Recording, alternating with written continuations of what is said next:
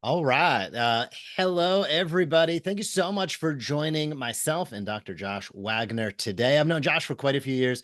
He is an expert coach, and the information that he's going to go through today is a beautiful compliment. If you've been following Jason and I on the Smart Chiropractor, a beautiful compliment to how we think about practice growth. Josh has a unique take, he has deep expertise, and we wanted to bring him in and on to our community, on our channel, to be able to teach some really, really impactful things to help you accelerate not only this year, but years to come in your practice. So if you are watching this live, awesome. Thank you for being here. If you have questions, feel free to type them, raise your hand. I'll let Josh talk a little bit about that in a moment. If you're watching this on a replay, we're going to drop a bunch of information down below so that you can connect directly with Josh and his team and basically see how you can accelerate the growth of your practice through some very specific, very pragmatic, and proven strategies. Without further ado, Josh, thank you so much for coming on today. I'm going to let you take the reins and take it away. I'm going to keep my eye on the participant panel. And I'm just going to say on behalf of Jason and myself, we really appreciate your time coming in and teaching today. Awesome. Thank you. Hey, everyone. I'm Dr. Josh Wagner with Patient Mastery. If you are on live and you have a question at any point through this, drop it in the chat. I'll look at it rather than saving for the end because it's great. I'm going to be teaching you 3 different strategies you can start applying immediately that are going to make a difference for your practice growth. And if you're watching this as a recording and you have a question, drop it in the comment below. If it's on Facebook, you can do the @Josh Wagner. If I see it, I will absolutely answer it. And if you don't have a question, I always love seeing a comment on what was the most valuable thing you learned, like one takeaway, one sentence. I appreciate that. It's been actually 10 years, a full decade of teaching, mentoring, coaching chiropractors. I realized that with my team a few months ago, actually, at a team retreat. And we're going to do some special things this year because of that. But I share that with you from the perspective of 10 years of helping chiropractors double, even triple profits. Things stand out in terms of certain themes that work, that don't work, that need to be put in place. And they're not necessarily the same now as 10 years ago, certainly not as 20 or 30 years ago. And I'm going to be sharing with you again today 3 strategies that work today. They're never going to go out of date, and you can start applying them today. It's not like you got to go spend $3,000 on a new website or a marketing funnel. Like, you could just start using these. But before we get into it, you'll get the most value. Hopefully you could take notes because I'm going to be giving you a bunch that's worthwhile writing down. I want you to write down for yourself. Hopefully, last month would have been December of 2024. What were your collections and profits that month? Now, a lot of docs know their collections from the month before. I'm always surprised how many docs actually know their profits, and profits is what give you your life and your future. So give your best estimate. But what was it? Collections, profits, don't put it in the chat, just for your own. You should have those down already. Now, just move over to the right, and I want you to think December 2025, 11 months away, end of the year, and a good amount of time to see some big difference. We're not talking 30 days here. What do you want your collections and profits to be then? And oftentimes just getting centered on like, this is where I am, let's be honest, tell the truth, to where you want to get to, has you have another level of focus of a couple of things. One, smartest person to ever live, let's say Einstein. If you keep doing the same things, you're probably going to keep getting the same results. That's one way to look at, hey, I got to do something new. I can't just be doing the same thing unless you're on an upward trajectory, which is awesome. Hopefully you are. But that leads to the second point. What we've identified after a decade of not just myself, but we have 12 successful DC tribe coaches inside of Patient Mastery, is that there's very common practice stuck points as you grow, particularly at collections or revenue level. And commonly in chiropractic, that's the 20,000 a month. A lot of docs are like right around there, 18 to 22, or just can't break past 18. That's a common one. The next one is not getting past the 40,000 a month mark, like the $500,000 practice. The first one is a $250,000 practice. The next one is getting stuck in that 40 to 50 range and not being able to surpass 60,000 collections a month on a typical basis, like average. And then the last one is hitting and getting over the $84,000 a month, which would be $1 million practice. Each of those are 20,000 a month shifts. I share this because you could be growing from, let's say, beginning of 2024, you were at 25,000 a month, and now you're at 35,000 a month. Awesome. That's 10,000 more a month. That's 120,000 a year. It doesn't mean you're going to keep growing that way because you're coming up to a new level. And the second part of, hey, if you keep doing the same things, you're going to keep getting the same results is, and write this down, what got you to the level of practice you are now? It doesn't matter if you're at 25,000, 50,000, or 75,000, is highly unlikely to be the same things, whether what you're doing, what you're not doing, to get you to that next level, which let's say is another 15 to 20,000. So for instance, in the earlier levels, it may be you're a solo doc, you don't have enough team, and to break through a certain level, you've got to get that CA in person, or you've got to get that tech, or you've got to add that service, or you've got to increase your fees, or you've got to get coaching. There's different things at each level. So a fundamental aspect is what got you to where you are, even if you're on a slightly upward trajectory. However, most docs I find just get stuck at a certain level for years, and they keep trying different marketing stuff. They keep trying maybe different modalities. And there's nothing wrong with testing and trying different marketing and modalities. But if you're not growing, then there's something else that's missing. And it's either something to stop doing or to start doing. So let's dive in, because that wasn't any of the actual teaching so far. So what we're going to be going through today is our entire focus in patient mastery is double your profits at least, become the go-to provider in your area, and enjoy helping more people, meaning having the time off you want to have, making the money you want to make.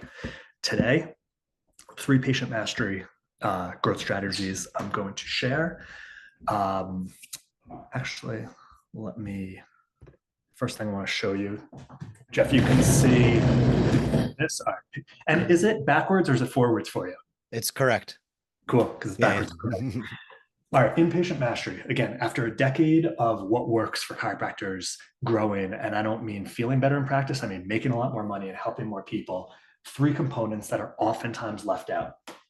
The first one, we call it CEO skills. CEO money skills. And that is actually knowing how to handle the money coming into your practice, which is very different than just making more. I think it's Parkinson's law, you could make more. And what normally happens is you spend at the same rate you make. And then at the end of the month, there's the same left over. And for too many chiropractors, that's not enough to knock out past debts, give your family the life they want, and save for the future, allowing you to retire at an age you want and an ability, lifestyle ability, rather than, hey, you may want to adjust till the day you die, but you don't want to adjust for 40 hours until the day you die. So we show you how to handle the money coming into your practice to be smart about knocking out debt, give your family the life they deserve, and save for the future. Next is headspace. Share this as one of the points, transformation. So unfortunately, in our profession, we have the redheaded stepchild to medicine stigma. It's from every angle. It's from what the insurance companies say about us. It's from what medicine says about us. It's probably from what your friends or what you hear at dinner parties, or even maybe what your parents said when you told them that you were going to become a chiropractor. Like my mom, when I was a sophomore in college, and that's where chiropractic came to me. And I started interviewing chiropractors, visiting them, researching. And I said, this is how I want to spend my life, is helping people get their life back naturally and showing them this message of that the body has the ability to heal. And when I shared that with my mom for the next 2 years before going to school, pretty much every week it was, are you sure you don't want medicine? You know, she was coming from all she knew, and she'd rather her son go to be a medical doctor than a chiropractor. And as tough as that was, it helped me gain conviction and certainty in why I'm doing what I'm doing if the most significant person in my life is second guessing it or judging it. So there's a lot of that in chiropractic, and that may not be your headspace issue, but it could be certainty with giving recommendations, creating your fees, adding team, hiring, firing, or it could just be past stuff. Well, I'll get to it in the teach today. And the third one is what we call patient-centered growth strategies. Now, patient-centered means everything you say to a patient, you'd be proud if your mother was a patient in your office or in someone else's office with what you're going to say. You'd be completely confident if a medical doctor, you're not going to say something that actually isn't physiologically true or super philosophical, that doesn't really fly with someone of a certain level of expertise on how the body works. That you're not just going to chase billing codes that make you more money if it's not in the best interest of the patient. That you're not going to do things you don't necessarily believe in or make you look bad in front of your community, whether that's free chicken dinners or standing on the corner with a spine.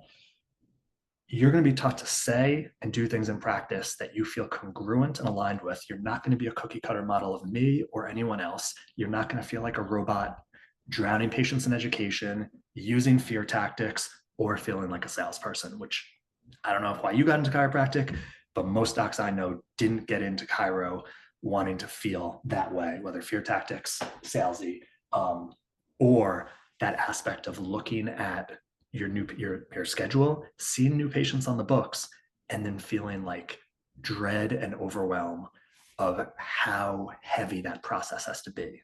Like, I've got to take someone in one visit or two or three, whatever your new patient process is, and totally transform their mindset from mechanistic medicine to vitalistic, and pretty much take 4 years of university and the 40 seminars and the 17 books you've read on chiro philosophy, and somehow in the next 72 hours get that 40-year-old off the street or 50-year-old to get it. Like, there's a lot of docs. There's an internal sabotage to new patient attraction if you see a new patient on the books and your energy goes down. So that's something we see so much, and we're going to start changing that just today. And all of this, we say, when you get this down, you become the go-to doctor in your area. So let's dive into the first strategy. I think the order we're going to go is we're going to start with this, and then go to this, and then finish with headspace. So this is where the slides come in. All right, good with my slides screen? Okay, this is what you're going to want to write down and commit to memory as soon as possible. Actually, there's a slide before. When we talk about becoming the go-to doctor, 3 components of the new patient experience. More important than anything else is your new patient experience in your practice, because if it's not solid, if you're not confident at it, if you're not getting paid cash, if you're not getting retention to follow whatever your recommendations are, adding more new patients into your practice is just going to cause more people disappearing, which hurts your confidence, hurts your certainty, is a waste of time, drains your team. It's a downward spiral. That experience, which all of us do in some way, shape, or form, there's a consult. We teach a 6-question new patient consult and patient mastery. There's a recommendations combo. You got to tell people. And this isn't about everyone gets a year of care or you have to prepay up front. This is whatever you recommend, you have to communicate it. We have a 5-step system you could say in under 10 minutes, and you could say it to your mom without any doubts. And what goes along with those recommendations is you've got to have some type of fees and care plans. Again, it doesn't have to be, you could only pay once, all in full. It doesn't have to be heavy. When we talk about fees, there's no one right fee. We help you come to your perfect fees. There's no one right care plan. We help you come to your right care plans depending on patient presentation. Not everyone gets the same one. And whether it's cash, insurance, or a mix, how to put that on paper. We give you the templates so it's professional, easy, and you can go through it in seconds and people say, can we start today? And hand you their credit card, rather than I need to speak to my spouse, or let's revisit this after the holidays, or let me think about it, which shows you've dropped the ball somewhere in this process. Now, the very start of the consult is what we call the patient mastery leadership statement. This is going to set the tone for trust and leadership, which, there's nothing more important than a first impression. And this is what it looks like. So this is where you're going to want to start definitely taking notes. Now, this is the first time you meet the new patient. Clearly, you're going to introduce yourself. Clearly, you're going to establish some type of rapport. Some really easy stuff is just asking the person if it's not clear how they found you. Like, yeah, if they came in because of a referral, you know the spiel about a referral. If they didn't come in from a referral, sure, you could see how they found you, but just seeing your sign doesn't really do much. But an easy question is just asking, how long have you lived in the community? Whatever it is, 6 months or 60 years, doesn't matter. And you just share how long you've been in the community. And it doesn't matter if it's 6 months or 60 years. It's just, hey, there's some connection. We're both here. And maybe even share why you're here. Did you grow up here? Did you fall in love with the lakes and the sunsets? That you love taking care of this community. Super quick, then get into it. This is how today's visit's going to go. So this is the leadership statement. There's 5 sentences. These are going to be relatively scripted. The rest of the consult is not. It's a dynamic conversation based on the answers you're getting. But this beginning paragraph, it's a great way to start. Now, when you say that, because when you start a consult, there's a lot of different patient personality types, and some people just want to unload on you immediately, like, okay, it's hurting here, it's here, or they start telling you about their uncle who was a chiropractor, who's been to a chiropractor, and suddenly they have control. So as soon as you build that rapport, as soon as possible, when there's that silence, you go into, okay, this is how today's visit's going to go. You're establishing quick leadership, and you're not being aggressive. It doesn't have to be a harsh tone or anything. It's just, hey, this is how today's visit's going to go. You're going to see them, they're probably sitting down, a slight lean back, their shoulders soften, like, okay, I don't have to spiel everything right now. Doc's talking. Next, I'm going to listen to everything you have to say. First off, no doctor or anyone pretty much in their life has ever said that. No doctor's done it. And it's one of the primary reasons people hate their doctor is because they get cut off in 12 seconds. So as long as you actually do listen to what they have to say, and we guide you through this 6-question consult, it's establishing trust right up front that you actually care. Third, you're going to say, if at any point I feel there's someone better suited for your conditions, goals, I'll tell you exactly who that is. Right there, that's unneediness. Again, as long as you're being truthful, and most likely 99.5 or 0.9% of your new patients are going to be a fit for getting better with you. But hey, there's that 1 in 500 or 1,000 chance that you're doing an exam and yeah, that person needs to be in an emergency room. Or maybe at a certain point in care, you realize someone else could help, or you've tapped out your results and like, let's try this provider. You're just alluding to that. And this unneediness, energy, and tone is something that's missing in our profession. Our profession has pounded chiropractors with, if you don't see 500 visits a week, you're not a real chiropractor. If your PVA isn't over 100, you're not educating enough. And we get into this needy mentality of like, we can't lose anyone and we have to transform our town. It's like, no, see the amount of people you want to see based on your fees to make the money you want to make and have the lifestyle you want and the hours you want to work. And that doesn't mean every single person that calls or comes in is a right fit. And the more you allow someone to leave, the more you're opening the door for right people to come in. Fourth, if we can help you, we can move forward with the exam today. Now, the primary word right here, same as any, if. You're not assuming, even though pretty much anyone you're going to help improve from a physiological standpoint, whether or not you solve their issue 100%, you can't be shouting that from the rooftops. Otherwise, people look at you like the chiro stigma of, oh, they see, they're a hammer that sees everything like a nail. They think they can solve everything. If you go once, you have to go forever. You're just falling into that trap.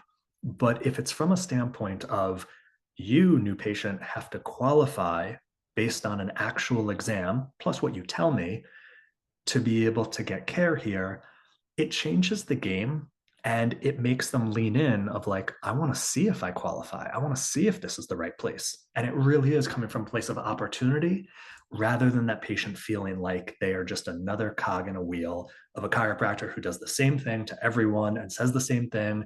That whole chiro stereotype, you're crushing that. And after you say that, really quickly outline what the exam is going to look like, because they probably don't know from the prep emails or meeting your CA at the front desk, how long the visit's going to be, which they should know already, but it never hurts to remind them, and how the visit's going to end. So you may be a chiropractor that loves to adjust on the first visit. You may be a chiropractor that never adjusts on the first visit. Just tell them what to expect. And by the way, either way works. We have docs, everything's on one visit, everything's on two visits. If it gets more than two, I personally think that's unnecessary. But either one or two works. So look how quick this is. This is how today's visit is going to go. I'm going to listen to everything you have to say. If at any point I feel there's someone better suited for your conditions, goals, I'll tell you exactly who that is. If I feel we can help you, we can move forward with the exam today, right after this. And that looks like, hey, you're going to go in, Sally's going to take you in that room, do a series of x-rays. I'm going to check your spine, whatever you do, but just to the point. Be careful of using crazy buzzwords like we're going to do an electric scan of your spine. That may be a insight or a neuroinfinity or something, but the patient doesn't know that. They think electrocution. It's going to be about 40 minutes or an hour, whatever it takes. And at the end, I'm going to share with you exactly what I found and give you the opportunity to start getting better. Or it could be, and at the end, you're going to check out, schedule a visit, ideally within the next couple of days, where I'm going to go over exactly what I found. And then we can start helping you get better if I believe I can. So either way works. Again, clarity. So, but by just sharing briefly how the rest of the visit's going to go, you're more connected to the patient where they're not thinking what's going to happen next, rather than listening to you, hearing your questions, giving you their full responses, which in the consult is crucial because the consult sets up the recommendations combo, which could be day one, could be day two. And the consult determines whether that person goes into that recommendations combo, which is going to include fees, already decided, is this the doctor for me? And if it is, and they were hoping insurance was going to pay, and it turns out you don't take it directly, or they have a $5,000 deductible, they will still pay you, even though it's like, oh, I didn't think it would be this much, or I didn't think it would be out of pocket.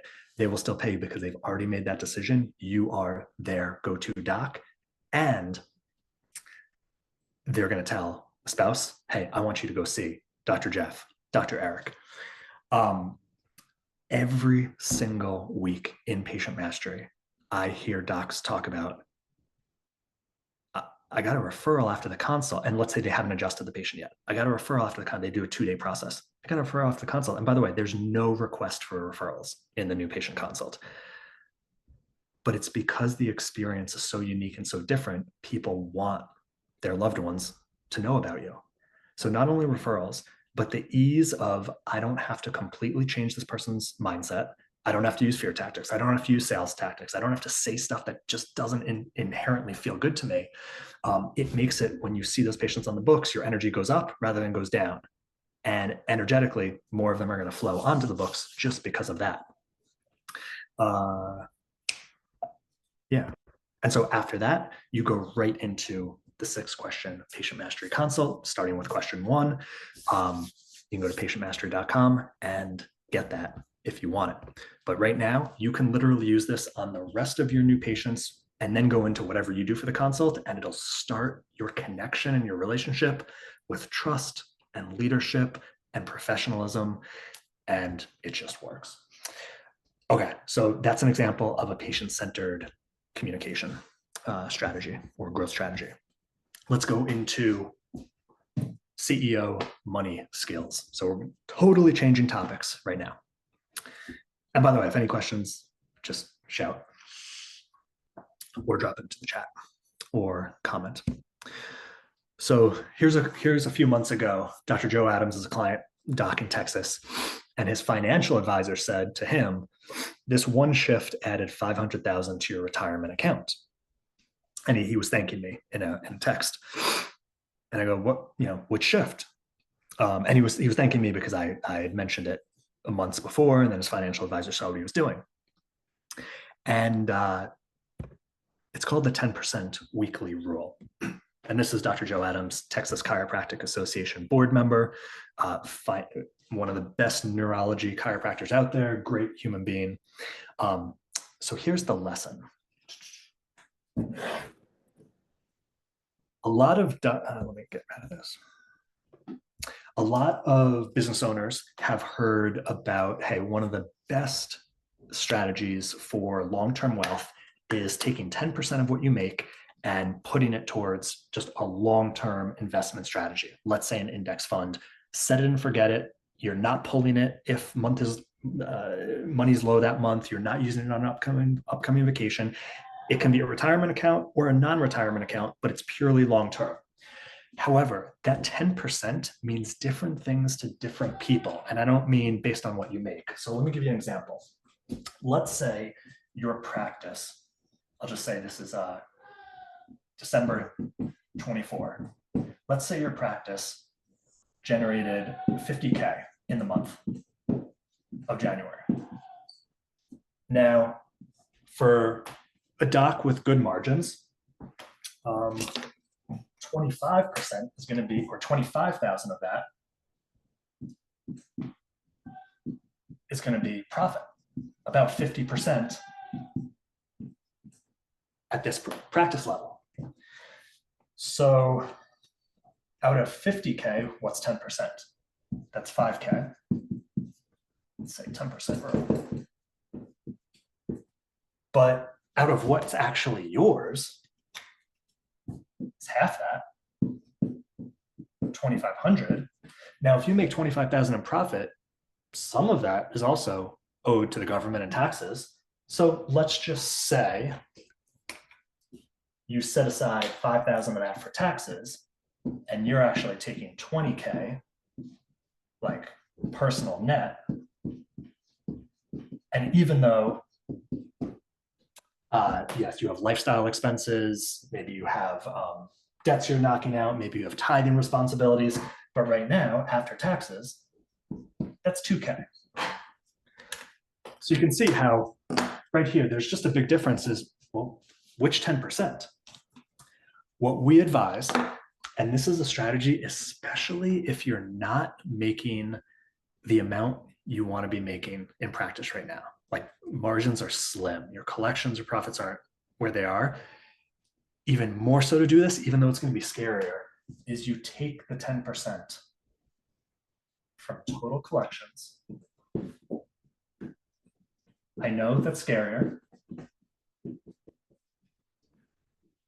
because it forces you with 90% of normal. Two things. One, you make better decisions with the money you do have. When you have 10% less, you're going to be on top of it more. Make better decisions. And two, just let's say subconsciously, you want to raise it up 10% to get to where you were. Just one of those energetic things in life. And when you take it from total collections, clearly you have twice as much as if you took it just from profit, and 2.5 times for this example as if you took it from profit after taxes. So you're just saving a lot more. Now, this can usually be deployed to, let's say, retirement, which, okay, I don't know what is this year. I think last year was 68,000 to SEP or something. So it's going to be untaxed. So you don't have to worry about, okay, I'm taking this 5,000, but it wasn't profit, so I still owe taxes on it. If it's going to a retirement account, you don't have to, like, untaxed. So you don't have to set aside, okay, another 1,500. Or if you have business debt, you can apply this 10% rule until your business debt is knocked out. So if it's biz debt, it's also not taxed because it's a write-off. And if you exceed this and you don't have this, you're in a good enough place where you can figure out the taxes after. Now, this actually isn't the trick yet. This isn't where Dr. Joe Adams, financial advisor, said you just added $500,000 to, I don't know what age it was, let's say 65, where your retirement lump sum is going to be. This is literally just the elementary school level. 10% rule. Okay, let's say this is middle school level, where you're taking it from total collections. You're taking a bit of that risk rather than taking it from the bottom things. The weekly comes in where instead of on day 30, or let's say a few days later, end of the month, when you're really going over and reconciling the month before, instead of on day 30, you send 10% out, you're going to start doing, and let's say this is day 1, even though we have money and days on the same chart, and this is day 7, and this is day 14, and this is day 21. Every 7 days, you're going to do 10% of the previous 7 days. So you're not doing 10% and then it turns into 40%. That's crazy. You're going to do 10% of day 1 to 7. On day 14, you're going to do 10% of the last 7 days. On day 21, 10% of the last 7 days. Day 30, 10% of the last 7 days. So it's still 10% total. You're just breaking it up. This is the weekly rule that literally, and we're talking about Joe Adams. He's not saving, I'm not going to say the number. He's not saving 20,000 plus every month. And so it's like 5 every week. He's saving an amount that a successful chiropractor saves. This, by switching it just from at the end of the month to 7th, 14th, 21st, 30th, that is where the quote from his financial advisor, when he plugged it into his financial metrics, okay, this is what Joe has, this is what we predict the growth rate is over the next 20, 30 years, this is what he's contributing. He's not contributing anymore. He's just changing the timing. And it added 20 years later, 25, I don't know the exact number, $500,000 more. That's the power of years and decades of compounding, when literally every month all you're doing is just 21 days before, you're going to put some. 14 days before, 15, you're going to put some. 7 days, but month after month, year after year, decade after decade, those extra days, it's uncanny. No extra money, just a timing difference. I do this every week. Some docs do have, you can set it up in your business account on autopilot, 10% of the last 7 days sent to this account. I personally go in and I just look at the last 7 days of batches, and I do it on a calculator because I'm super manual and crazy, but it takes like a minute and a half. This is not tough at all. So I really, really encourage you, even if you're starting at $100 a week, just start doing it. It makes a difference. And right back thing. This is also where Joe went from purely just on using the patient mastery proven process. He came to us stuck around 20,000 a month, that common stuck point. I just saw him last weekend. He had his best year ever and $1 million practice in 2024. Because it works. Patient-centered strategies, CEO money skills, and headspace for success, which we're going to go into next. So this 10% weekly, we're just finishing a month. Okay, if you haven't done it at all this month, do 10% for the whole month, and then starting whatever it is, that's 7th. I do it every Monday. So hey, it may not be the 7th, 14th, 21. It's just there's a 3 p.m. on Monday. I do it. That's my schedule. Okay. And any questions, drop them in the comments or drop them in the chat. Next one, chiro headspace transformation. Like I mentioned, I'm not going to go back into it, but whether it's redheaded stepchild to medicine or a lot of docs don't know how to charge. And if you're not in network, you have more freedom around what you charge. A lot of docs get stuck in the trap of, I can't charge more than the mentor who taught me my technique because they're better than me. And who am I to charge more than they do? Or I can't be the highest in my area because usually we know what the practices around us charge to an extent. Or what are some other common ones? Okay, I want to make this much at the end of the year and I'm going to work backwards. How many visits does that take? How many weeks am I going to be in practice? How many hours? How many people can I see an hour? And that math, it's always a sabotage. If you come to, remember, your fees are something that, again, you're not in network, you're not tied to a 98940 is this amount. Your fees are unique to your values, your self-worth. And I'm not saying if you charge more than your neighbor, he has lower self-worth. I'm just saying where you come to your fees from. And there's 2 components. One, there is, first off, just straight up, What do you want to get paid? That's all on you. But some chiropractors get stuck in their head because they have what I'm about to talk about in this headspace issue. If that's hard to come up with, just like, hey, I have this case, I'm going to work with them for this long and I expect these results. And I'm not saying you're coming up with a different fee for every case, but have categories of cases. What feels good for me to get paid?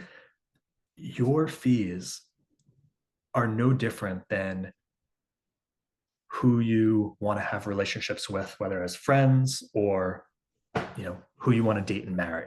Like, you wouldn't choose who you want to date or propose to based on the average of your neighbors' spouses, or what the industry, the national average is. Like, no, it's super unique to you, whether that's age, the person, personality, like, it's unique to you.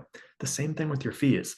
And if you can't start to resonate with the number that feels good to you, another good way to think of it is, well, put yourself in that patient's shoes, which is also very hard for chiropractors, because maybe you had a chiropractic success story yourself, but you probably were a teenager or below, and that's what promoted you to go to chiropractic school.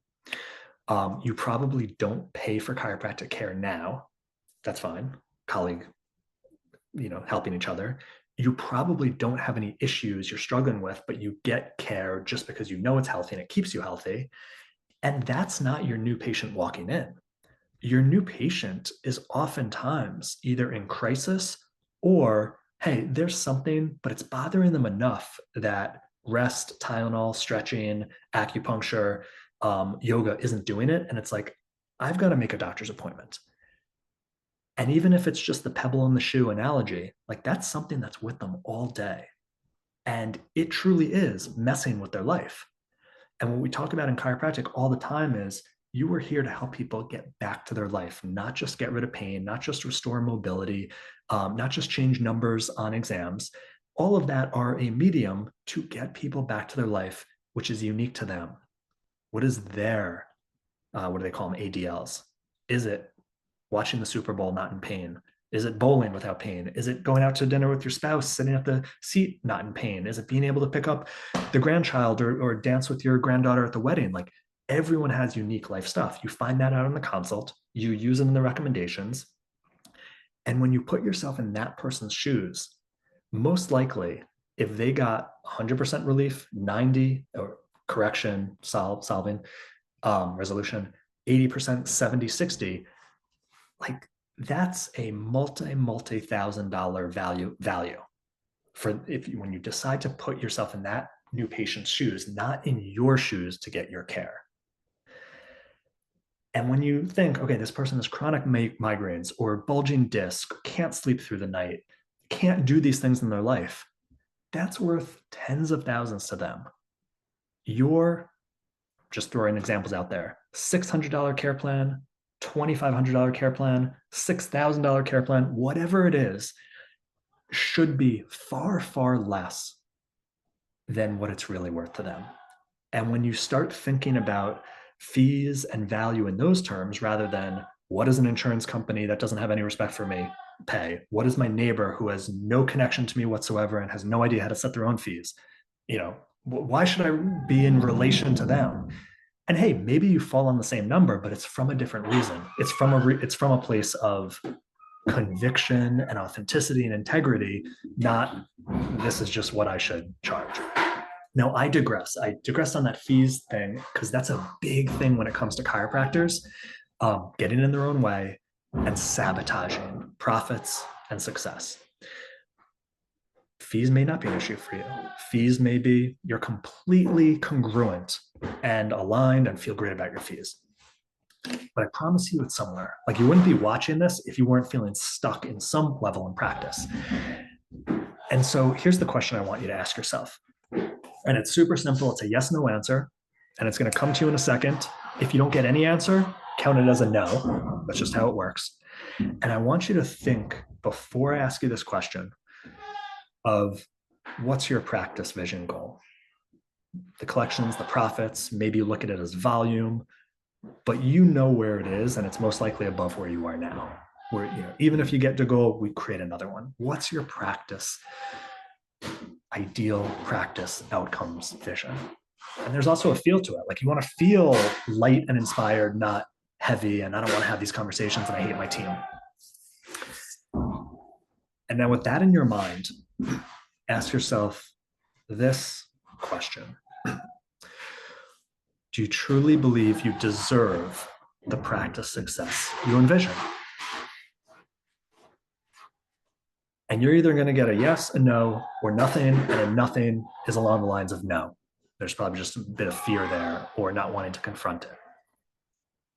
Now, if you said yes, awesome. If you're not on a trajectory towards there, most likely you're just missing the skills. Like you need to know how to communicate with patients, better attract patients, retain them, get paid cash. So great job. You just need the skills. You need to learn that somewhere. I mean, we can help you. Other people probably can too. If you said no, or if you got nothing, don't feel like that's the majority of people. And you could, guess what? You could learn the skills. You could, yeah, I was going to say, I could go in and do the 6-question consult. Bad example. We can give you the consult. We can give you the 5-step recommendations. We can put the numbers on the paper. We can tell you every step, and you'd still go in with an energy, a mentality, a voice tone that would cause people to say, I got to think about it. I want to talk to my spouse. Let me reconvene after the holidays. Your deserving belief, we call it tone over bone. Tone is your energy, your being. Bone is the words you say, the actions you take, the strategies you do. Your deserving belief always precedes the quality of the results and the effects you get from whatever you do. And that's why we literally have a coach on our team that I go to for headspace help, who every single doc in patient mastery has one-to-ones with her. And by the way, this childhood stuff, spouse stuff, it's not just how to create your fate. It's life-wise. There's, like I said, 12 really successful chiro coaches you get connected with for one-to-ones for practice strategy. You get one-to-ones when it comes to making sure your consult is awesome, your recs are awesome, your fees are awesome, your care plans are awesome, your team is awesome.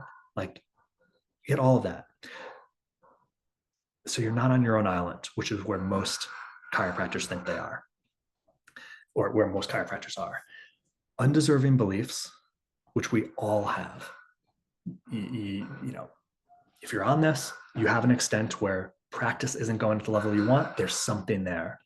Identity, how you think people think about you, your skill set, your team leadership, your new patient attraction ability, you have it somewhere. And when you have them, it's like trying to build a mansion on top of a swamp, and the mansion being your vision. You can have the best goal setting approaches. You can have the best action steps, but if you inherently don't believe you deserve what you're going for, you will find a way to self-sabotage. Procrastination, outside factors coming in and messing with things, and you don't think it had anything to do with you. It did. The next one is when you have undeserving beliefs, it's oftentimes not even possible to see what your true life vision is, like what's really possible for you, because we've undersold ourselves, because we have these doubts, we have these fears, we have these anxieties from inner undeserving beliefs, which come about in this profession all the time. I remember when I was in grad school, I was on a trip, chiropractic trip, and I was first year, and one of the docs who was leading it, we were talking after dinner, and he just asked me, he's like, Josh, how much are you going to charge for an adjustment? What are your fees going to be when you graduate? I'm in my second quarter. Like, it's such a ridiculous question. He's in New York from where I grew up, the same area. I went to school at Life in the South, had a whole different perspective, and I was actually planning on staying down in the South. And I don't remember what I said, but it was like much less than New York chiropractic care at that time adjustment fees were. And he said, oh, well, then you got to stay in the South. You can't come back to New York with those low fees. And I remember that really hitting me second quarter in chiro school, thinking like, all right, well, I'm thinking about staying in the South, but like now there's no question. Like I can't even go back to New York. And that stayed with me. And guess what? I wasn't supposed to be in the South. And I tried it when I first graduated. I didn't open up a practice, but I was looking for space. It didn't work out. And it didn't work out because I wasn't supposed to be there. But literally just that one, and he didn't mean to do that. He wasn't trying to be sabotaging, but that one comment dropped an undeserving belief that just sprouted and grew because I didn't get help and coaching. I didn't bring it up to other people. I didn't get that evaporated. And we all have that. My mom planted undeserving beliefs. We all have that in different areas. And chiropractors specifically, when you get that shift, it makes a difference. I'll give you an example. Dr. Reena Toosi in California. Dr. Wagner made me love being a chiropractor again. I went from burnt out and stuck for 20 years at $18,000 a month to over $1 million a year practice. And primarily the first shift was undeserving to deserving. She didn't add more marketing. She didn't add more team. She actually took Fridays off. And what is that? Quintupling? I don't know, 5Xing. It all starts first from headspace, showing up as the go-to doctor. All right.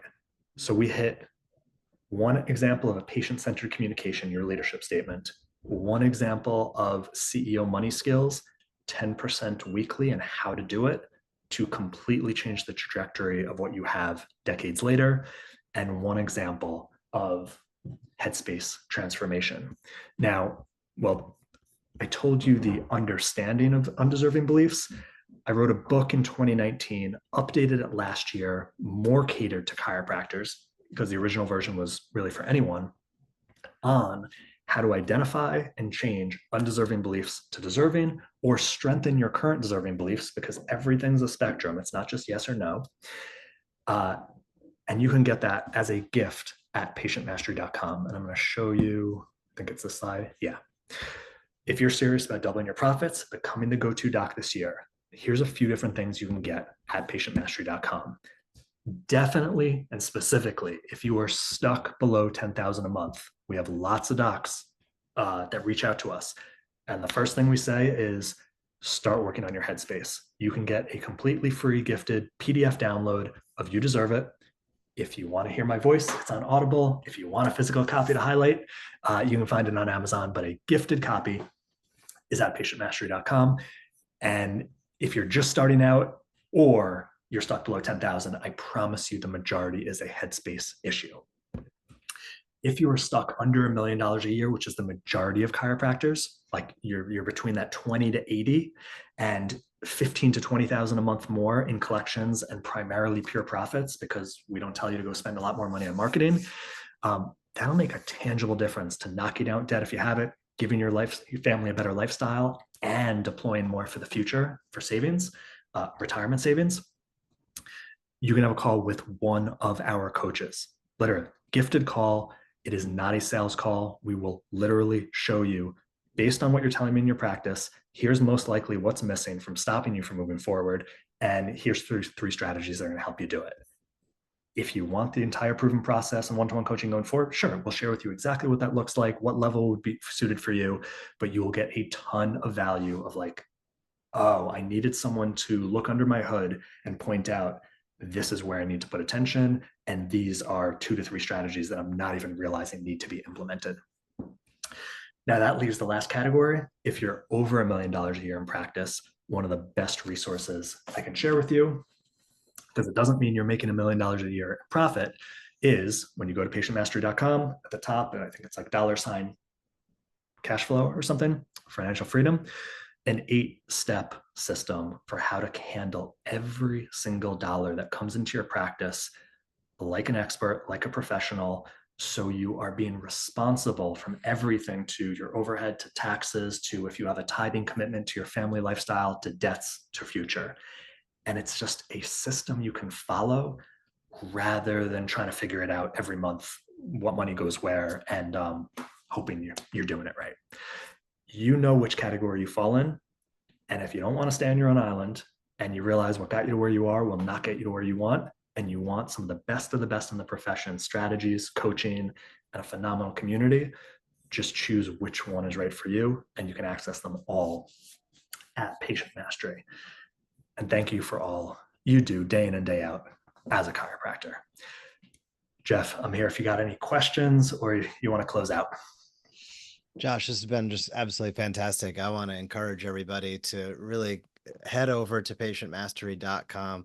You see on the screen, and you can identify where you're at. Get some tools and resources to help make this year and the subsequent years your best ever. As Josh went through previously, if you're watching the end of this, make sure you rewind, check it all out, because he went through some exceptionally practical ways that can help you, as he said, literally starting today. And that spans the gamut from how you're thinking about your business, how you are utilizing the resources, cash that you have, to directly how you engage and interact with those new patients that come in, which is just the most critical time to building that rapport, building those referral relationships. Everything cascades from that.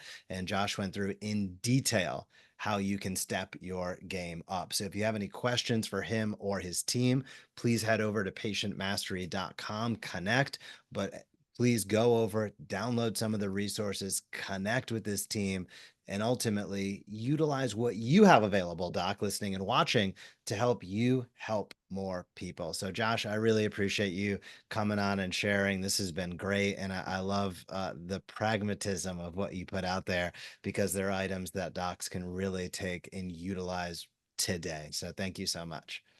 Absolutely.